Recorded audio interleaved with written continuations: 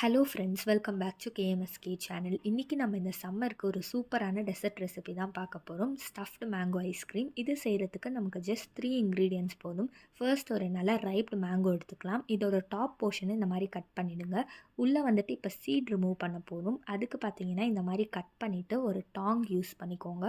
Tang use பண்ணி just twist பண்ணி புல் பண்ணிங்கன்னா அந்த சீட் வந்து ரிமூவ் ஆகிடும். இப்போ நம்ம மேங்கோலேருந்து கொஞ்சோண்டு ஃப்ளஷ் ரிமூவ் பண்ணிக்கலாம். சீடில் இருக்க ஃப்ளஷுமே வந்துட்டு கொஞ்சம் ரிமூவ் பண்ணிக்கலாம்.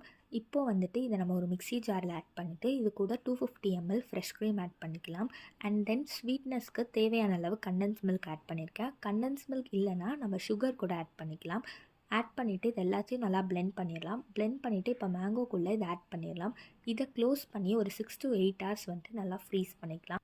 ஐஸ்கிரீம் நல்லா ஃப்ரீஸ் ஆனோடனே ஸ்கின்னை பீல் பண்ணிவிட்டு கட் பண்ணி சர்வ் பண்ணோம்னா சூப்பரான ஸ்டஃப் மேங்கோ ஐஸ்கிரீம் ரெடி ஆகிடும். ஸோ கண்டிப்பாக வீட்டில் ட்ரை பண்ணி